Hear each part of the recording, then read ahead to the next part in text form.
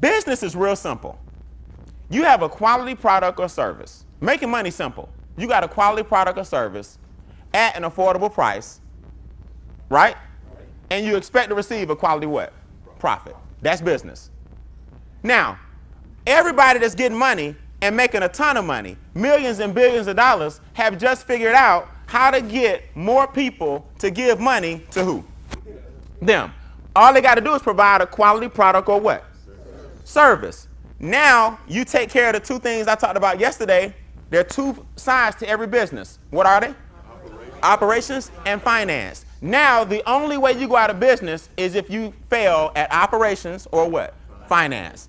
So business is really simple. I got to provide a quality product or service and then find a great way to get the masses to appreciate what I'm offering it for.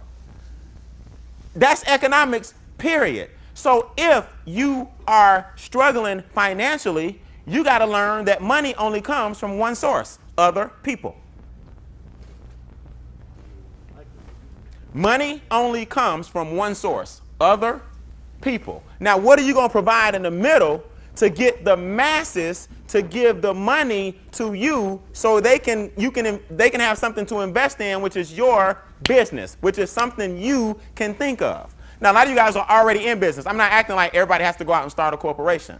I'm saying I don't care if you're in network marketing. I don't care if you got a traditional business. I don't care what you're providing. Just make sure people are giving you money for a quality product or service. Now, there's a way around it.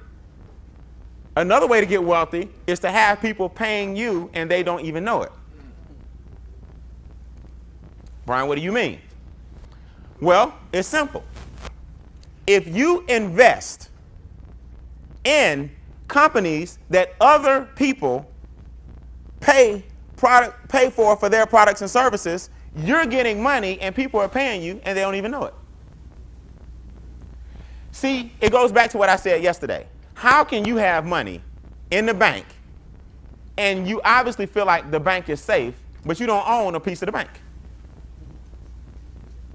So the only way for you to get one of the ways for you to get wealthy is to take some money, not a lot, compound small amounts over a period of what? Take some money, and over time, if you believe in Apple, you don't have to go buy stock in Apple. You put your money where Apple is buying, where Apple is investing. See, people get into these big arguments. I'm going to talk about this later on today, branding and marketing and how to get brands and stuff built and create movements. I'm going to give y'all a lot of information this weekend. But people will get into an argument over what's better, Android, Samsung, or Apple. You're arguing about another man's brand. I don't see how y'all do that. Android, man, this iPhone. Like, that's how bad marketing is. You out there arguing, man, I don't understand, man, these Jordans over these Adidas. What? That's the power of branding. You would defend another person's brand. I'm not saying nothing wrong with that. Like, I get into those debates too. Like, I'm not saying you crazy. I'm saying that's the power of what? Branding.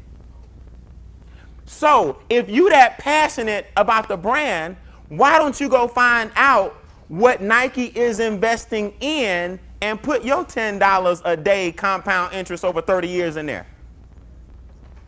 You get wealthy off Nike's money. You don't have to create the Nike, but you wearing them, but you're not investing in what they invest in.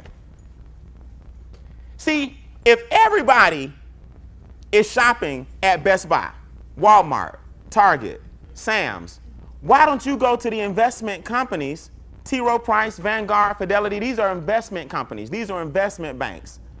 Pull up what these companies are investing in, and then you invest in the funds that they invest in. If billion-dollar companies are investing in certain funds, they must be worth it and somewhat, what's the word I'm looking for? Safe. Am I right? They wouldn't do it. So some tell me if the CEO of Nike putting a lot of his profits over here, I may want to throw my $10 a day over there too. See, you got to learn that wholesale trumps retail. You understand it when you getting tissue and napkins though. You understand it when you getting toothpaste And when you at Sam's Club and when you at BJ's, you understand if I buy in bulk, I save more what? You understand it as a consumer, but you don't understand it as a producer.